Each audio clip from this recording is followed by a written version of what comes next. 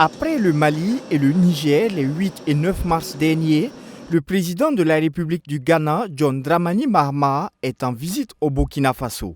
Dès sa descente d'avion, le président ghanéen est accueilli par son homologue burkinabé, le capitaine Ibrahim Traoré, avec les honneurs militaires. Les deux chefs d'État ont ensuite eu un entretien privé au salon d'honneur de l'aéroport avant de prendre la route du palais présidentiel de Kourouba. Ici, à la présidence du Faso, les deux chefs d'État se retrouvent autour d'une séance de travail qui sera ensuite élargie aux délégations des deux pays afin de faire le point des relations de coopération au plan économique et sécuritaire. Nous avons également abordé les questions sécuritaires. En Afrique, on dit que lorsque la maison de ton voisin est en feu, vous avez intérêt à lui porter secours pour que le feu ne s'étende pas à votre maison.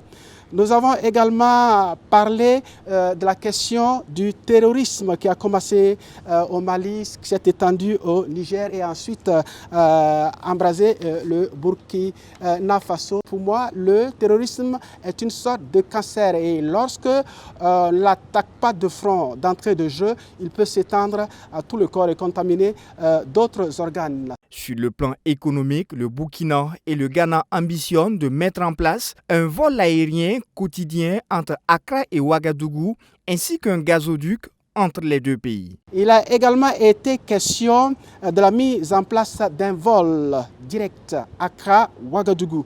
Il y a une compagnie intérieure, donc locale au Ghana, et qui envisage ouvrir une ligne sur Ouagadougou au moins une fois par jour.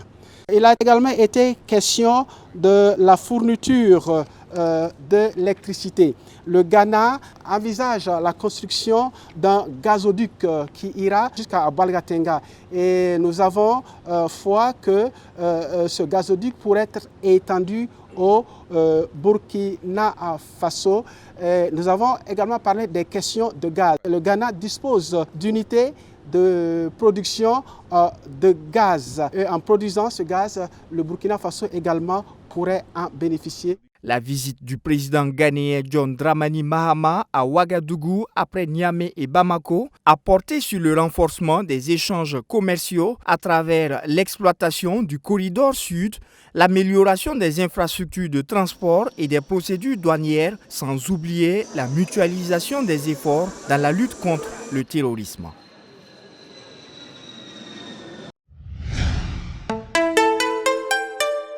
Twi TV, la télé interactive.